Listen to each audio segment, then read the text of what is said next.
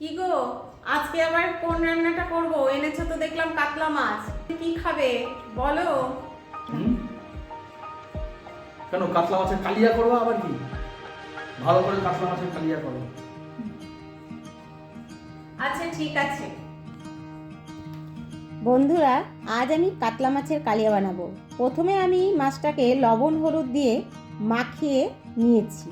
তারপরে কড়াইতে তেল দিয়ে দিলাম। কড়াইতে তেল গরম হতে দিয়েছি।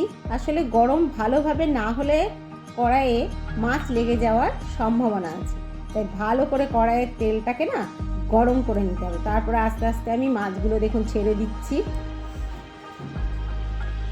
মাছগুলো প্রায় আমার দেখুন ভাজা হয়ে গেছে। এবার আমি পেঁয়াজটা ততক্ষণে কেটে নিচ্ছি। মাছটাও ভাজা হবে, প্লাস আমার পেঁয়াজটাও কাটা হয়ে যাবে।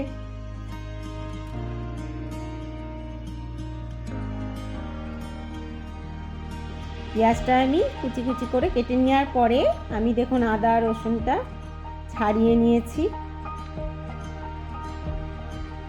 এবার আমার মাছ ভাজাটাও হয়ে গেল। এবার মাছ ভাজাটাকে তুলে নিলাম। তোলার পরে আবারও আমি মাছটা কড়াইতে দিয়ে দিলাম, বাকি মাছটা। তারপরে দেখুন এবার শিল পাটাতে আমি প্রথমে আদাটাকে আমি ভালো করে বেটে নিচ্ছি।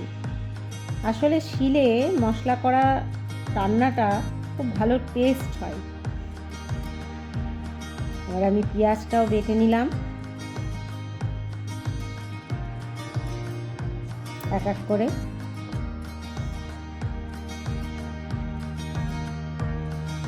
রসুনটাকেও বেটে নিলাম।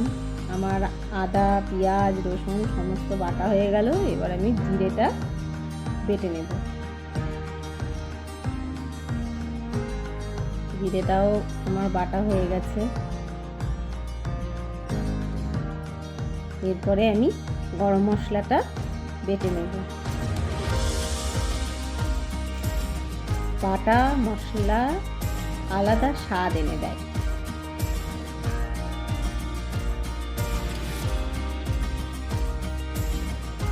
এবার আমি প্রথমে কড়াইতে জিরে ফোড়ন এবং এলাচ আর দারচিনি ফোড়ন করলাম।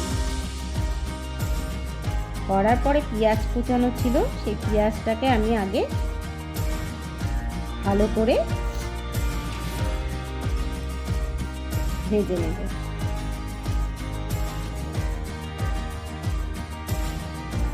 তারপরে আমি হলুদ দিলাম, লঙ্কা গুঁড়ো দিলাম, কারণ রঙটা আরও ভালো আসে। এবার দেখুন আমি দুটো কাঁচা লঙ্কা এর মধ্যে অ্যাড করে দিলাম। ভালো করে এটাকে ভেজে নিতে হবে। আমার এখানে ভাজা হয়ে গেছে। এবার আমি প্রথমে রসুন বাটাটা দিয়ে দিলাম।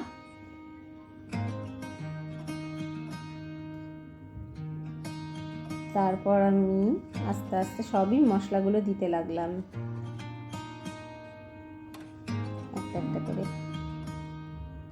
ভালো করে নেড়ে নিতে হবে।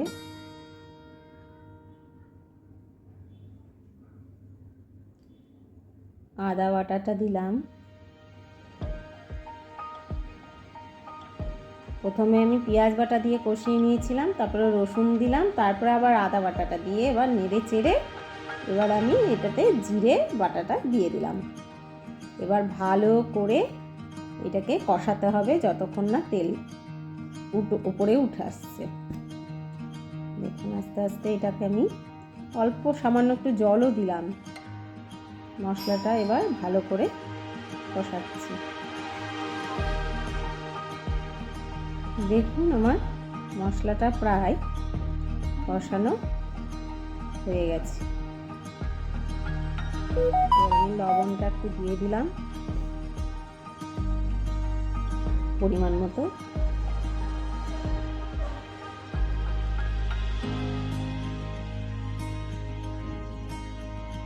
এবার জল দিয়ে এটাকে একটু নাড়িয়ে নিয়ে আবারও একটু আমি জল দিয়ে দিয়েছিলাম। ফুটে গেছে ঝোলটা। তারপর আমি কাতলা মাছগুলো ঝোলের মধ্যে দিয়ে দিলাম।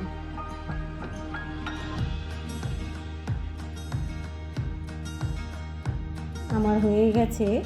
এবার আমি লাস্টে গরম মশলা যেটা বেটে রেখেছিলাম সেটা আমি দিয়ে দিলাম। দেখুন আমার মাছটা হয়ে গেছে। এবার আমি এটাকে ঢেলে নিচ্ছি। আমার কাতলা মাছের কালিয়া রেসিপিটি রেডি। আপনারাও বাড়িতে করে দেখবেন কেমন হয়েছে, এবং ভিডিওটি ভালো লাগলে লাইক, শেয়ার, কমেন্ট আর সাবস্ক্রাইব